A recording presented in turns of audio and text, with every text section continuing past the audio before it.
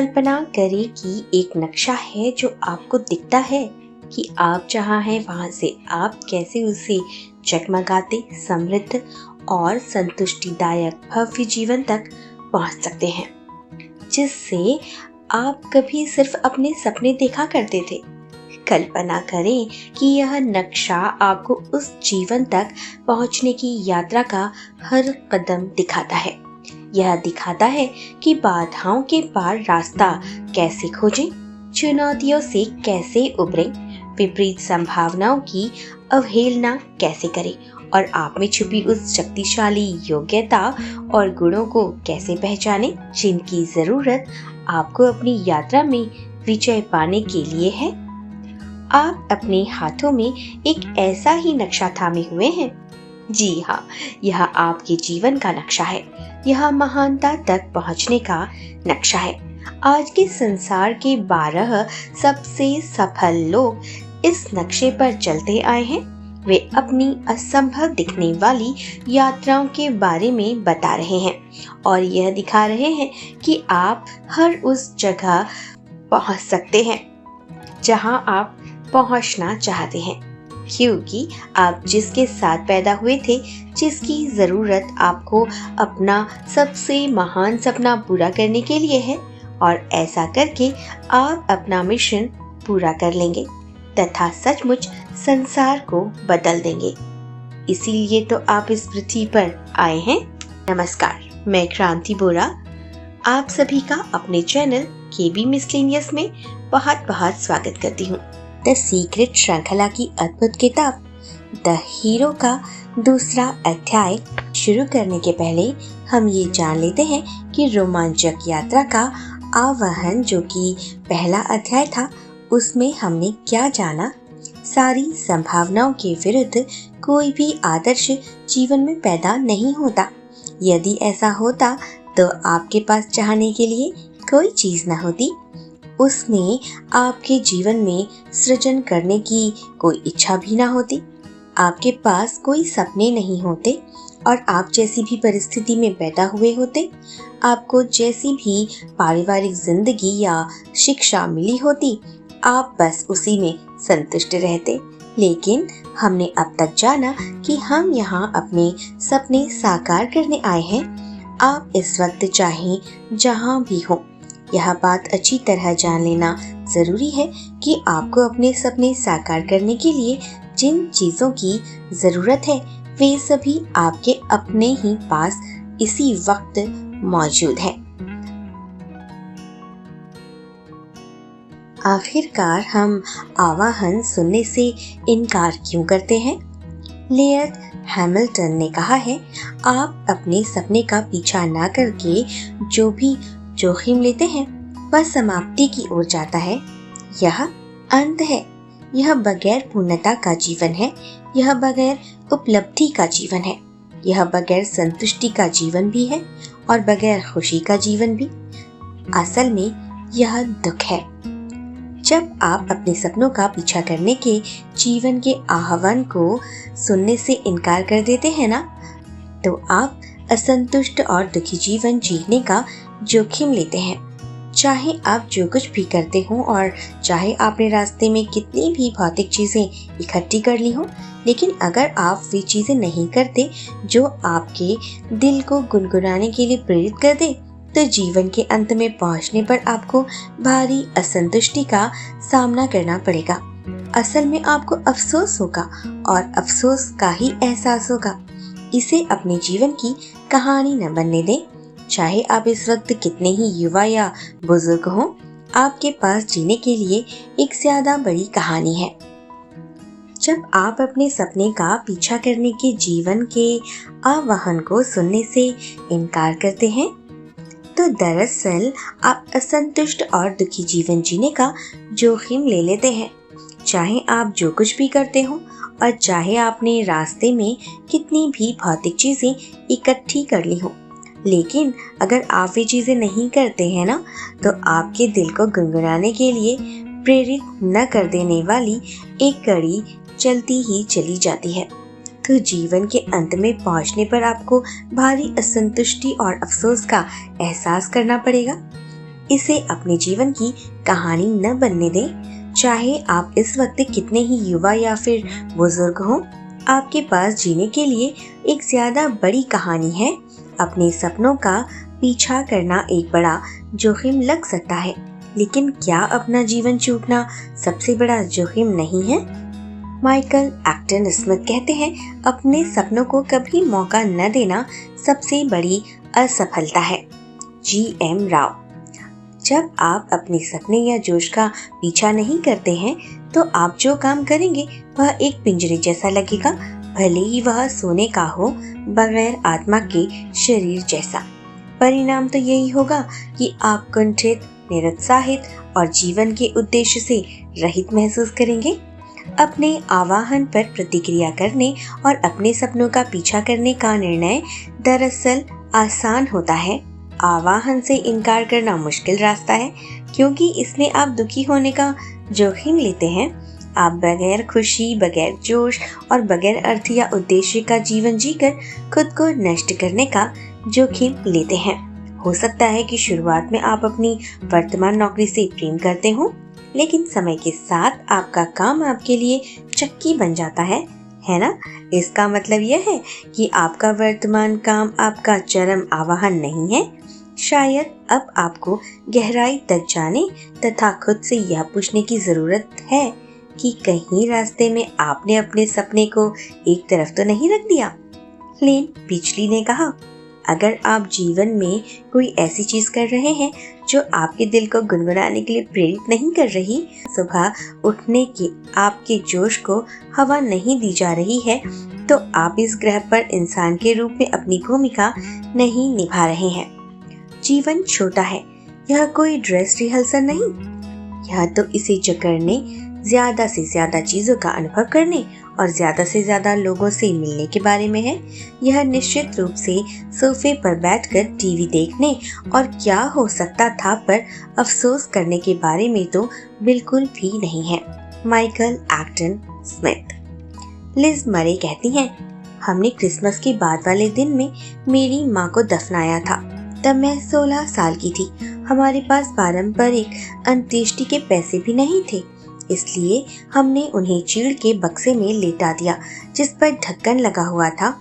लोगों ने बक्से पर सिर और पैर शब्द लिख दिए थे। यह सबसे भयानक चीज थी।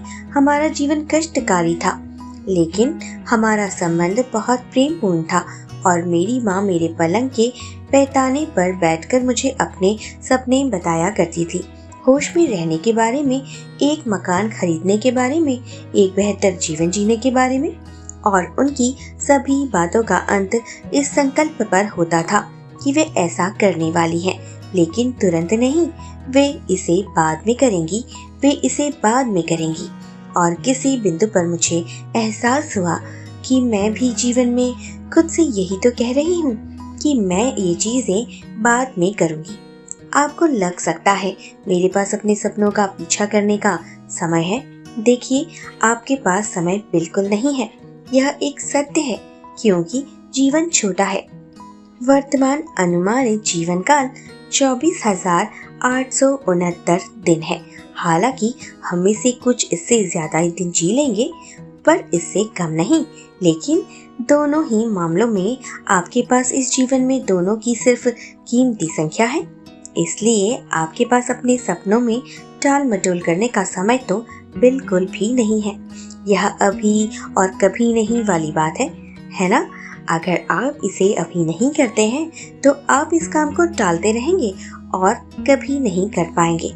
इसे करने का समय अभी और बस अभी है। टिमोथी फेरिस ने कहा है, किसी दिन एक रोग है और अपने सपनों को आपके साथ कब्र में ले जाएगा। वाकई, जब कोई दूसरा आपके सपनों को सच नहीं करने वाला है, तो ये आपको समझ जाना चाहिए कि आपके सपनों को सच करने वाला और कोई नहीं, वो केवल आप ही हो। यह एहसास होना ही एक बड़ा कदम है। आपका बॉस, आपका मित्र, आपका जीवन साथी या आपका परिवार और आपके बच्चे आपके लिए जीवन नहीं जी सकते।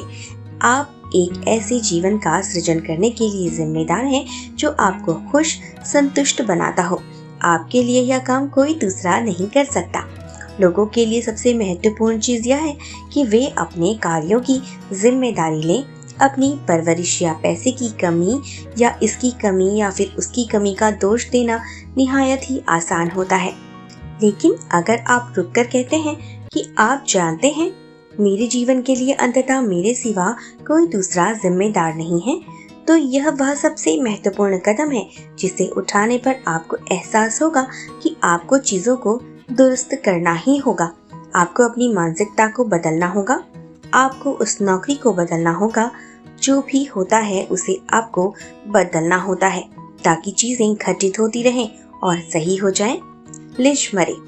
बचपन में हमारे पास ऐसा कुछ होता है जिसे वयस्क खो देते हैं। हर चीज नई और रोमांचक लगती है, लेकिन इसके अलावा दरअसल हर चीज संभव लगती है। फिर कुछ होता है, हम असफल हो जाते हैं, हमें अस्वीकृति मिलती है, हम निराश होते हैं, हम अपने उस हिस्से का दमन कर लेते हैं और कुछ ज्यादा ही गंभीर हो जाते हैं। लेकिन काश आप हर दिन जागें और खुद से कहें, अगर मैं अपनी मनचाही चीजों का पीछा करूं तो क्या हो मेरे सपने। आप अलार्म घड़ी का बटन दबाते हैं, फर्श पर पैर टिकाते हैं और बस चल पड़ते हैं अपने जीवन में उस जादू को वापस पाने के लिए, संभावना की खातिर जीने के लिए। आप जीवन में जो कुछ भी चाहते हैं वो हो सकता है। उसका पीछा करने में आपको डर लग रहा हो क्योंकि आपके हिसाब से आप उसमें असफल हो सकते हैं। लेकिन यह बात याद रखें, आपको कभी किसी सपने का पीछा करने का आह्वान तब तक नहीं मिलेगा जब तक कि आप में उस सपने को हासिल करने और उसे सच करने की शक्ति ना हो। तो अगर आपके मन में कोई सपना आया है ना, तो आप उसे जरूर पूरा कर सकते हैं। Layered Hamilton. असफलता का डर लोगों को बहुत सी चीजें करने से रोकता ही नहीं है, बल्कि उनसे उसे सदा सदा के लिए दूर भी कर देता है। उनकी माँ कहा करती थी, हम में से प्रत्येक अपना अवरोध खुद है कि हम ही खुद को रोक दिया करते हैं, है ना। हम एक और तरीके से खुद को रोकते हैं। हम यह सोचने लगते हैं कि अब कोई अच्छे विचार या अवसर बचे ही नहीं हैं। हम इस बहाने का इस्तेमाल करके इस बात को तर्कसंगत साबित करना चाहते हैं और हम अपने जीवन का कुछ क्यों नहीं कर पा रहे हैं। अगर आप सोचते हैं कि कोई अच्छा अवसर बचा ही नहीं है, तो देखें कि पॉल और फेलिया ने कितनी आसानी से एक स्वर्णिम अवसर खोज लिया था। पिछले अध्याय में हमने उनके बारे में पढ़ा था। जब एक दिन पॉल और फेलिया लाइब्रेरी फोटोकॉपियर का इस्तेमाल करने के लिए कतार में खड़े थे, तो उन्होंने वह चीज देख ली जो किसी दूसरे ने नहीं देखी थी। तब उन्होंने मन ही मन सोचा, अगर यहाँ कतार लगी है तो दूसरी जगहों पर भी कतार लगी हो सकती है। और इस सरल अवलोकन से किंकोस्ट का विचार पैदा हुआ। पॉल कहते हैं, अगर मेरे पास कोई अच्छे गुण हैं, तो वह यह है कि मैं जानता हूँ कि वर्तमान में कैसे रहना है। अगर आप इस पल में नहीं हैं, तो अवसर को भी नहीं देख सकते। Michael Acton Smith. बहुत से लोग सफल लोगों को देखते हैं और कंधे उचका कर कह देते हैं, ओह वे खुशकिस्मत थे। लेकिन जीवन में अपनी किस्मत आप खुद बनाते हैं और जब अवसर आते हैं तो आपको छलांग लगाकर उन्हें पकड़ने के लिए तैयार रहना होता है। एनास्टेसिया सोर। अवसर हर दिन हर एक के सामने आते हैं। यह तो वैसा ही है जैसे आप रेलवे स्टेशन पर हो। हर कोई स्टेशन पर होता है ना। ट्रेनें लोगों के सामने आकर रुका करती हैं, लेकिन उनकी आंखें बंद रहती हैं, उनकी आंखें खुली ही नहीं रहती और वे देखें और उस ट्रेन में बैठकर चले जाएं। अवसर हर जगह होते हैं।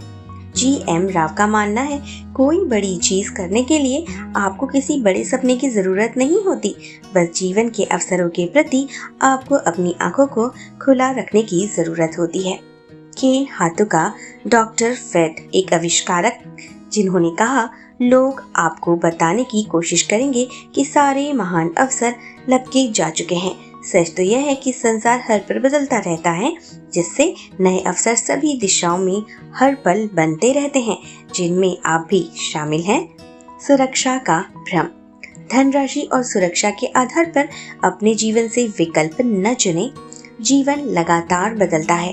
कंपनियां कर्मचारियों को बदलती हैं, दिवालिया होती हैं या विदेश चली जाती हैं, नौकरियां छूट जाती हैं या आर्थिक मंदी की वजह से भारी छटनी का दौर शुरू हो जाता है।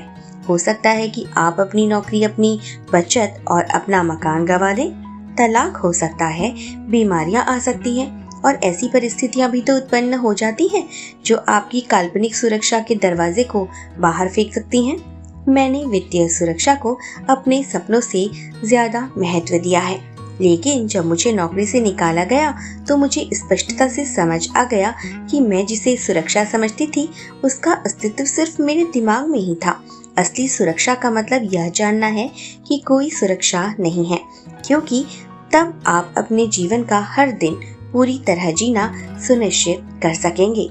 मैस्टन केम। हालांकि परिवार वाले और मित्र आपसे प्रेम करते हैं और बावजूद इसके कि वे आपका सबसे ज्यादा हित चाहते हैं, जब तक बड़े होते समय आपके मम्मी डैडी या माहौल बेहतरीन न हो, तब तक आम तौर पर वे यही चाहेंगे कि आप आर्थिक दृष्टि से सुरक्षित राह चुनें, जहां निश्चितता और सुरक्षा हो।